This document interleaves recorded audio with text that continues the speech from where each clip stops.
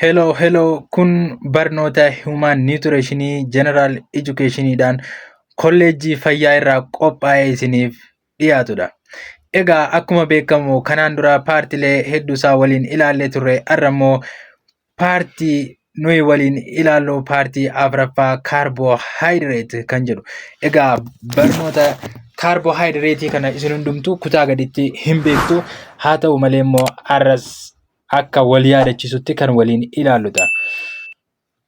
Egaa mata duree kana jalatti presentation outlining carbohydrate jechuun maal jechuu akka ta'e ilaalla.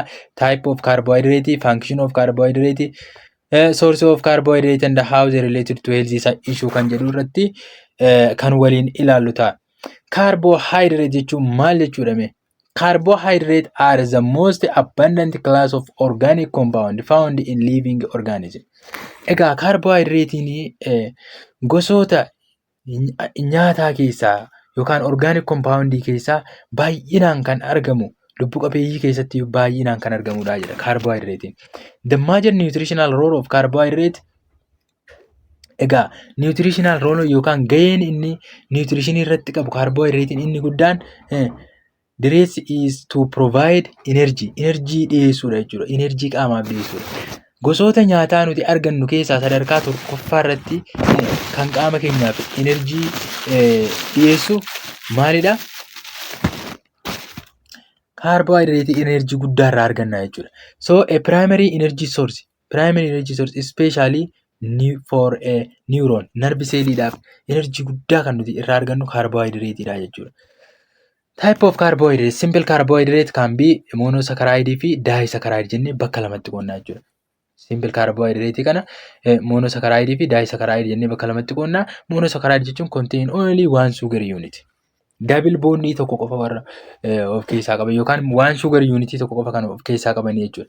Carbohydrate'n disaccharide immoo contain only two sugar unit. Sugar unit lama kan of keessaa qabanu disaccharide jennaan jechuudha. Complex carbohydrate, oligosaccharide fi polysaccharide jennaan. Contain 3 to 10 saccharide unit. Saccharide unit 3 hanga 10 kan of keessaa qabu oligosaccharide jennaan. Polysaccharide contain more than 10 unit. 10 fi sanaa ol kan of keessaa qabu maal jennaan?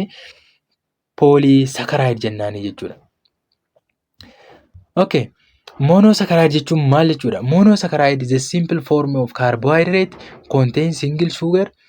The most abundant monosaccharide in nature and the most important nutrition is 6 carbon sugar glucose.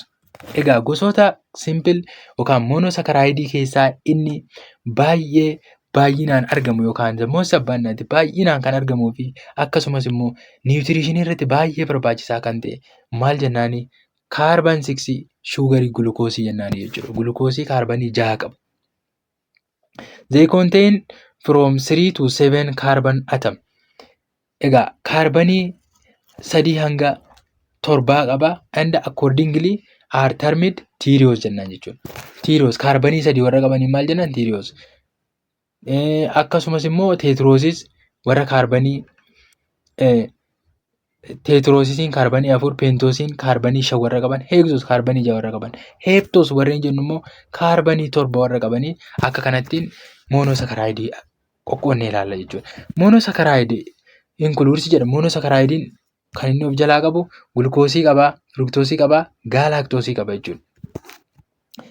Egaa glucose jechuun maalidha? It is a monosaccharide used by the body as a source of energy. Akka enerjiitti kan nu fayyadu referred to as blood sugar jedhamee beekama jechuudha. Basic subunit building block of other large carbohydrate molecule. Carbohydrate molecule kanneen biraatiif basic unit kan ta'e maalidha? Glucoseedha jechuudha. Found in fruit, vegetable and honey. Kan akka fruitii keessatti argama, dammaa fi vegetable keessatti glucosee kana argachuu dandeenya. Glucose circulating in the blood is our primary energy source. Glucose circulating in blood. Glucoseen dhiiga keessa naannoo primary energy source dha jechuudha qaama keenyaaf. Fructose sweetest of the sugar. Nyaata mi'aawaa known as fruit sugar. Akkasumas immoo nyaatota sukkaara of keessaa qaban fakkeenyaaf kan akka hambashoo kan jennu yookaan kan akka nyaata osoo sukkaara ittiin daballe nyaachuu dandeenya. Maangoo nyaata sukkara uumamaan of keessaa qaban kan akka paappayee fa'a. Nyaatota akkasiitiin sugar fruit jennaan jechuudha. Fruitii sugar jennaan. Occur naturally in fruit and honey. Uumamaan dammaa fi fruitii keessatti argama fructosiin. Combine with glucose to form sucrose jechuudha. Gulukoosii fi sukroosii walitti daballe maal arganna? Fructosii arganna jechuudha. Galactosiin hoo maali? Galactose jechuun combine with glucose to form lactose. Egaa galactosii fi lactosii walitti daballe maal arganna? Galactosii fi combine with glucose galactose. Amma asirratti combine with galactose to form lactose jechuudha. Gulukoosii fi galactosii walitti makne lactose argannaa jedha. Known as milky sugar. Milky sugar jedhamee beekama jechuudha galactosiin kun. Yookaan immoo lactosii of keessaa qaba waan ta'eef. Found naturally from milk and milk product. Uumamaan aannanii fi oomishaawwan aannan irraa argachuu dandeenya jechuudha. Disaccharide jechuun consists of two monosaccharide unit. Egaa monosaccharide unity of keessaa qaba. Carbohydrates that can be hydrolyzed. Carbohydrate hydrolyzed ta'uu danda'u into two monosaccharide unit. Hydrolyzed jechuun bishaan yoo itti naqne kan addaan caccabuu danda'u jechuudha. Disaccharide. The most common disaccharide are maltose, lactose, sucrose jechuudha. Isaan kan. Maltosine is formed primarily from partial hydrolysis of starch. Starchiin yeroo partially walakkaan isaa caccabu kan argannu maltosii jennaan. Known as multi sugar jennaan. Multi sugar jedhamee beekama maltosiin jechuudha. Maaliifi maltosiin kun kan inni irraa ijaaramu gosoota simple carbohydrate lamarraa waan ijaaramuuf. Found in beer and melty liquor. Biirii fi melty liquor keessatti argachuu dandeenya. It consists of two glucose unit linked through glycosidic bond. Glycosidic bondiidhaan kan walitti hidhame jechuudha. Unitii lama qaba. Gulukoosii lamarraa kan ijaarame. Gulukoosiin lama. Gulukoos plus gulukoos irraa ijaarame glycosidic bondiidhaan walitti hidhame jechuudha gulukoosiin kun. Sanaa booda maaltoosii kana uumaa jechuudha. So simply it is glucose plus glucose jechuudha. Maaltutu maaltoosiin. Lactose jechuun lactose is a combination of glucose plus galactose. Lactosiin akkuma sila jennu glucose plus galactoseedha. Cold milk sugar jedhamee beekama jechuudha. Sukkara aannan keessatti argamu. Beta lactose is sweeter and more suitable than ordinary alpha lactose. Beta lactosiin baay'ee mi'aa kan ta'ee fi akkasumas immoo alpha lactose irra mijataa kan ta'edha jechuudha. Lactose is found naturally only in milk and milk product. Lactosiin uumamaan aannanii fi oomisha aannanii qofa keessatti argama jechuudha. So sucrose. Sucrosiin immoo maalidha? It is composed of glucose plus fructose.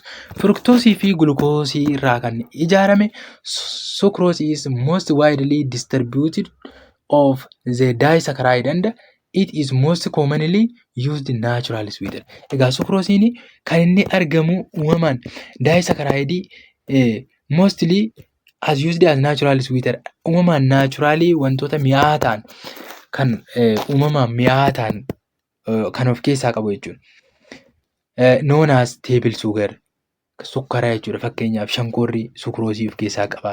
Nyaatonni mi'aawaan kan akka paappayaa, maangoo kan sila jennu sukkara sukuroosii kan of keessaa qaba jechuudha. Found in cane sugar shankoora keessatti argama. Beer sugarii keessatti argama jechuudha. Egaa kanaan maal jennaan sukuroos jennaan jechuudha. Oligosaccharide. Egaa oligosaccharide jechuun short chain sugar made of glucose. Glucose irraa kan ijaarame. Galactose and fructose irraa kan ijaarame jechuudha. Are found in bee, pea, barn, whole grain and legum. Egaa maal keessatti argama? Walumaa galatti nyaatota wantoota kaataraa, baaqelaa, akkasumas immoo whole grain akkasuma waliigala maal jennaani midhaan hataraa walumaa gala midhaan hataraa kan ta'an hunda isaanii keessatti argama jechuudha. Human digestive enzyme do not hydrolyze them. But the bacteria within the intestine can digest them jechuudha.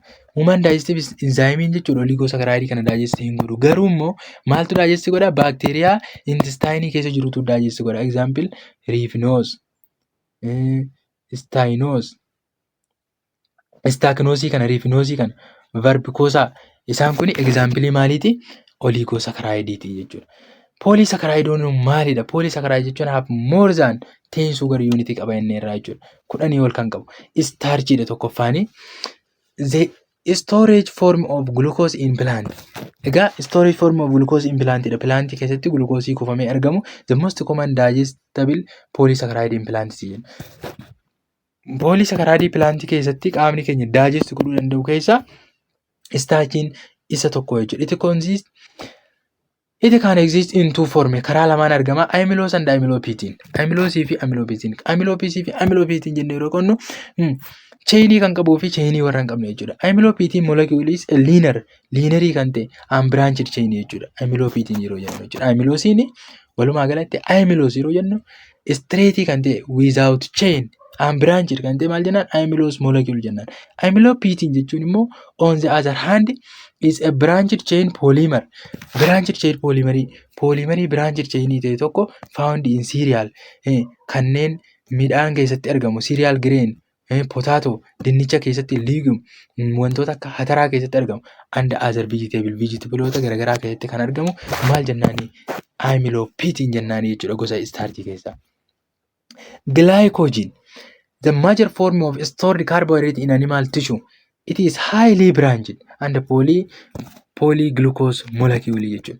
Egaa animaalii keessatti kan argamuu fi baay'ee branched kan ta'e jechuudha. So present in liver, muscle, where it is stored in readily energy reserve jechuudha. Kanaafuu kan akka masilii fi liverii keessatti argama glycogeniin kun bakki kuufama isaa. Egaa glycogeniin kun baay'ee branched kan ta'edha jechuudha. Inni immoo animal starch jedhamee beekama jechuudha.